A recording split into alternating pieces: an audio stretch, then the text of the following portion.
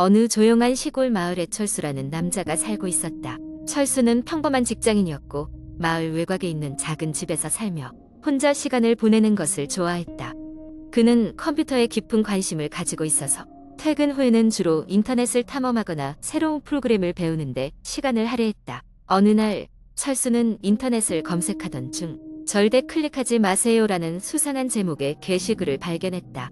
호기심이 많은 철수는 그 경고를 무시하고 클릭해버리고 말았다. 그 순간 그의 화면은 갑자기 깜빡이더니 수 없는 페이지가 나타났다.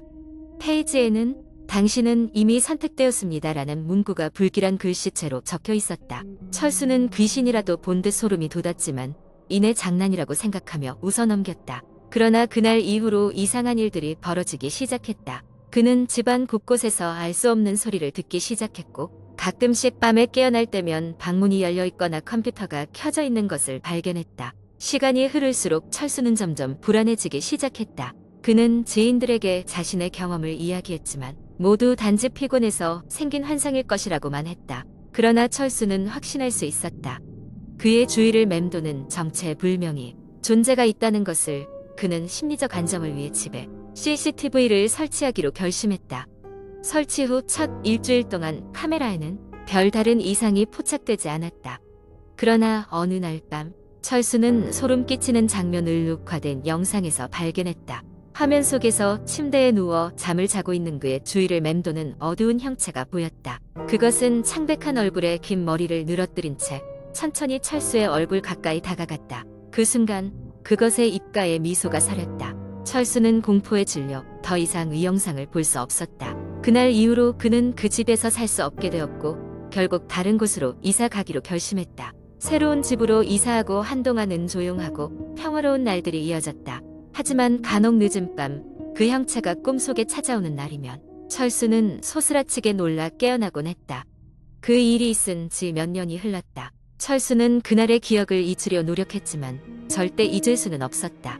그리고 어느 날 다시 한번 인터넷을 탐색하던 중 그는 미스터리한 사건을 다룬 게시글을 우연히 발견했다. 놀랍게도 그곳에는 자신이 예전에 클릭했던 절대 클릭하지 마세요 라는 제목의 게시글과 똑같은 것이 있었다. 철수는 두려움에 떨며 화면을 바라보았다. 그리고 그 순간 다시 한번 그 메시지가 나타났다. 당신은 이미 선택되었습니다. 그는 컴퓨터를 급히 꺼버리고는 자리에서 일어났다. 하지만 그의 머릿속에는 그날 이후로 계속해서 그 문구가 맴돌았다. 당신은 이미 선택되었습니다. 마치 그것이 끝나지 않은 이야기의 서막인 듯 철수는 그날 이후로 계속해서 불안과 공포 속에서 살아가게 되었다. 두 번째 이야기여는 늦은 여름밤 나는 친구들과의 모임을 마치고 집으로 돌아가던 중이었다. 시계는 이미 새벽 2시를 넘긴 시간이었다. 거리는 조용했고 달빛이 길을 희미하게 비추고 있었다. 집까지는 꽤나 먼 거리였지만 그날따라 이상하게도 한적한 골목을 가로질러 가고 싶었다. 그렇게 걸음을 옮기던 중 낡고 오래된 소리의 벨소리가 내 귀를 간지럽혔다. 눈을 돌려보니 길가에 오래된 2층짜리 주택이 한 채 있었다. 주택은 외관부터가 예사롭지 않아 보였다.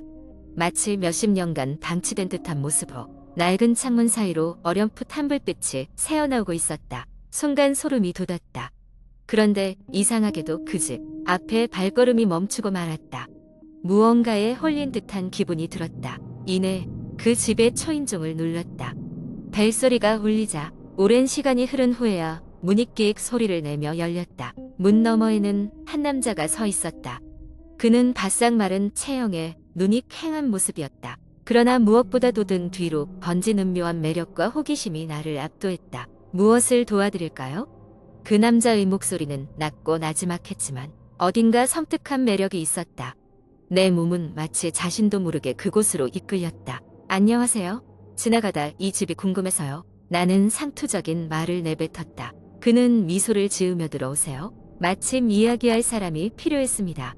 라고 했다. 나도 모르게 그의 초대를 받아들이며 집 안으로 들어섰다. 집 내부는 외관과 달리 매우 깔끔하고 정돈되어 있었지만 벽에 걸린 그림들과 옛날 가구들 때문에 어딘지 모르게 으스스한 기운이 감돌았다. 그림 속 사람들은 모두 같은 표정, 같은 눈빛으로 나를 내려다보고 있는 것 같았다. 저는 이곳에서 오래전부터 살고 있었어요. 사람들은 자주 저를 피하지만 저는 이야기를 나누는 것을 좋아합니다. 그는 미소를 유지하며 말했다. 그 미소 뒤에 숨겨진 무언가가 있는 듯한 기분이 들었다. 그에게서 이상한 매력을 느끼면서도 어딘가 위험하다는 본능이 경고를 보냈다. 그렇게 둘 사이에 기묘한 침묵이 흐르던 중 갑작스러운 한기가 방 안을 휘돌았다. 순간 거실 한쪽 벽이 서서히 미끄러지며 어둡고 긴 복도가 나타났다. 저길 보세요. 때때로 저곳에서 특별한 손님들이 오곤 한답니다. 그의 말에 나도 모르게 복도 쪽으로 시선을 돌렸다. 복도 끝에 작은 문이 어렴풋이 보였고 그 문이 스르르 열리며 안에서 희미한 불빛이 새어나왔다. 이제 그만 가보겠습니다. 두려움이 밀려와 나는 황급히 입구 쪽으로 다가갔다. 그러나 문은 이미 닫혀 있었다. 벌써 돌아가시려니 아쉽군요. 그의 목소리에 섬뜩한 감촉이 더해져 있었다. 나는 문을 열려고 애썼지만 문은 단단히 잠겨 있었다. 그래도 손님이 오신 김에 특별한 경험을 하고 가시는 건 어떨까요? 그가 다시 복도를 바라보며 말했다. 나는 더 이상 그곳에 머물 수 없다는 생각에 필사적으로 도망치려 했지만 그는 손쉽게 나를 제지하고 복도로 나를 데려갔다. 그 길고 어두운 복도를 지나자 마지막에는 침침한 불빛이 비추는 작은 방이 나타났다. 방 안에는 창백한 얼굴을 한 사람들이 모여 있었다. 그들은 일제히 나를 보고 환영의 미소를 지었다. 새로운 손님을 환영합니다. 그들이 입을 모아 말했다. 그제야 나는 이 상황이 단순한 호기심이나 우연의 산물이 아님을 깨달았다. 그리고 마침내 내가 마지막으로 기억하는 것은 방 문이 닫히며 완전한 어둠이 나를 감싼 순간이었다. 이후로 나는 그 집을 다시 돌아갈 수 없었다.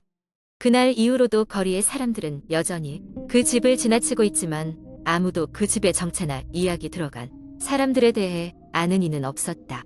어느 날 밤, 만약 당신이 그 집 앞을 지나가게 된다면 문을 두드리지 않기를 바란다. 그 안에는 당신이 결코 상상할 수 없는 기묘하고도 위험한 초대가 기다리고 있을지도 모르니까. 세 번째 이야기. 한때 한국의 한적한 시골 마을에는 오래된 폐가가 하나 있었습니다. 그 집은 몇십 년 동안 버려져 있었고 지역 주민들은 그곳이 귀신이 나오는 집이라고 믿었습니다. 집 주변을 지날 때마다 찬바람이 불고 집 내부에서는 밤마다 신음소리가 들려온다는 소문이 있었죠. 이러한 이유로 아무도 그 집에 가까이 가지 않았습니다. 그러나 호기심 많고 겁없는 대학생 3명, 지현, 민수, 그리고 수아는 그 소문이 사실인지 확인해 보기로 했습니다. 어느 늦가을 저녁, 해가 지고 어둠이 깔리자 그들은 손전등과 캠코더를 준비해 폐가로 들어갔습니다. 기웃기웃 주변을 살피며 천천히 망가진 대문을 넘어서는 순간 갑작스러운 싸늘한 공기에 몸을 떨었습니다. 폐가의 정원은 잡초와 덤불로 우거져 있었고 집은 누가 봐도 오랜 기간 동안 방치된 느낌이었습니다. 하지만 이들의 호기심은 두려움을 이겼고 집 안으로 발걸음을 옮겼습니다. 문을 열고 들어선 첫 방은 거실처럼 보였습니다. 먼지와 거미줄로 가득한 방에는 낡은 소파와 부서진 테이블이 놓여 있었습니다. 벽에는 색이 바랜 오래된 가족 사진이 걸려 있었는데 모두 창백하고 우울한 표정이었습니다. 지연이 손전등을 비춰 그 사진들을 자세히 볼수록 사진 속 사람들이 그들을 똑바로 쳐다보는 것 같은 기분이 들었습니다. 민수는 두 번째 방, 주방으로 향했습니다. 시끄러운 소리가 들려 돌아보니 녹슨 수도꼭지에서 얇은 물줄기가 떨어지고 있었습니다. 이미 낡아서 망가진 싱크대의 서물 소리가 날 리는 없다고 생각했는데 물은 점점 거세지더니 갑자기 새빨간 빛깔로 변했습니다. 놀란 민수는 뒤로 물러났고 이 소리에 놀란 지연과 수아가 주방으로 달려왔습니다. 뭐 하는 거야? 지연이 물었습니다. 그러나 민수는 그저 수도꼭지를 가리켰습니다. 세 사람은 서로 경악을 금치 못하며 동시에 뒷걸음질 쳤습니다. 주방을 서둘러 빠져나와 복도로 돌아온 그들은 방 하나를 더 탐색해보기로 했습니다. 이번에는 2층으로 향했습니다. 계단을 디딜 때마다 삐걱거리는 소리가 울렸습니다. 2층 복도에는 4개의 문이 있었고 그중 가장 끝에 있는 문이 희미하게 열려 있었습니다. 호기심을 이기지 못한 수아가 그 방으로 조심스럽게 다가갔습니다. 방 안에는 낡고 낯선 악기들이 놓여 있었고 중앙에는 커다란 피아노가 있었습니다. 수아가 피아노에 다가가자 아직 아무도 손대지 않았는데도 불구하고 무거운 피아노 뚜껑이 천천히 열리더니 음산한 소리가 흘러나왔습니다.